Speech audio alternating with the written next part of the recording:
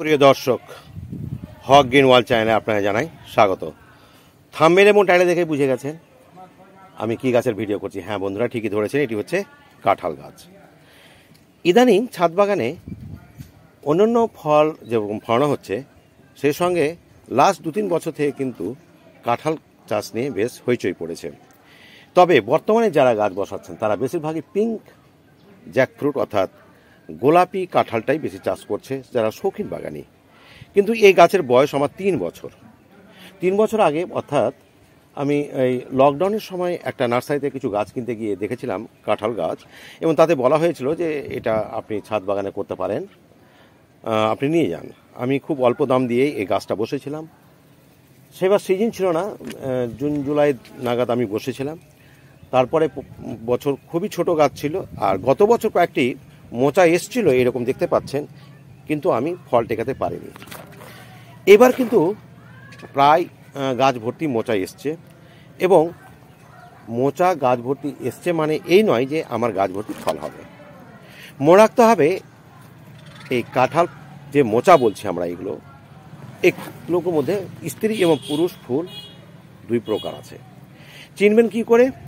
যদি দেখেন তার গায়ে কাঁটা আছে তাহলে সেটি হবে স্ত্রী ফুল, আর তার গায়ে যদি কাঁটা না থাকে তাহলে মনে করতে হবে এটা পুরুষ ফুল। তাহলে পুরুষ ফুল কাঁঠালে পরিণত হবে না, এটা বাস্তব। আর স্ত্রী ফুল যতটা হবে সবটাই যে একেবারে কাঁঠালে পরিণত হবে তাও নয়। কিন্তু তাহলে কি করতে হবে? দেখবেন গাছে প্রচুর কিন্তু ফুল আসবে। তো এই যেমন এটা গোড়ার দিকে এসছে, গোড়ার দিকে যেটা আসে সেটাই সাধারণত পূর্ণতা প্রাপ্ত হয়, এবং তার বোটাটা থাকে অনেকটাই মোটা। এই যে মোটা, এগুলো দেখতে পাচ্ছেন, আশা করি এটা মোটা। কিন্তু যদি সরু থাকে তাহলে সেটা নিশ্চিত হয়ে যান সেটা কিন্তু কাঁঠাল হবে না। আর ডগাতে যেগুলো থাকে, যেমন দেখুন এই যে এখানে আছে, এই যে এখানে আছে, এই যে এরকম জায়গাতে আছে, প্রচুর আছে এরকম, আপনি ভাবতে পারবেন না এত আছে। এদিক থেকে যদি দেখাই, দেখতেই পাচ্ছেন আমার হাতগুলো লক্ষ্য করুন, এইখানে আছে, এই যে এখানে আছে, এখানে 2টো আছে, এখানে আছে, এই যে অনেক মানে ভর্তি আছে, এই যে এখানে একটা আছে। এটা কিন্তু অনেকটাই মোটা আছে বোটাটা, এটা স্ত্রী ফুলের লক্ষণ। আর এই যে তার মধ্যে ম্যাক্সিমাম কিন্তু এই ছত্রাক হয়ে, এই যে দেখতে পাচ্ছেন আমার হাতের কাছে, এই যে ছত্রাক অর্থাৎ কালো মতো হয়ে সেটা কিন্তু নষ্ট হয়ে যাবে, পড়ে যাবে, ঝরে যাবে। আর যেগুলো সবুজ অংশ থাকবে এবং গোড়ার দিকে থাকবে, এরকম ডগার দিকে নয়, কিন্তু ডগাতে প্রচুর আছে, ডগার দিকে ভাববেন না।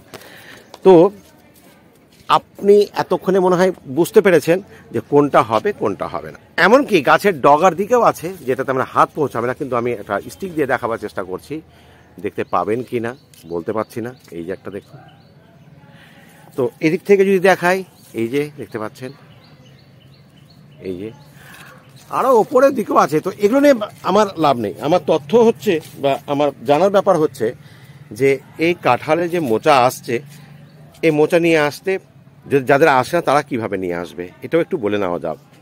ছোট্ট একটি ভিডিও করব, আশা করি আপনারা স্কিপ করবেন না। চলুন গাছের প্রথম পরিচর্যা জেনে নিই। প্রথম পরিচয় বলতে, এই গাছ বসার জন্য স্পেশাল কোনো মাটির প্রয়োজন হয় না, জাস্ট মাটি এবং গোবর সার মিশে বা কম্পোস্ট মিশে আপনি এখানে বসে দেন। তবে হ্যাঁ, এই গাছের জন্য যত বড় টব নিতে পারবেন ততই ভালো, 20 ইঞ্চির কমে নেবেন না। তবে আমি এটা কিন্তু দোতলা ছাদের উপরে আমি এটা 30 ইঞ্চি বা 20 ইঞ্চির একটা রেক্ট্যাঙ্গলের মতো করেছি, এবং এটা যথেষ্ট মাটিও আছে, প্রায় 1.5 ফিট উঁচু আছে, দেখতেই পাচ্ছেন বেশ বড় জায়গাতে আমি এটা করেছি।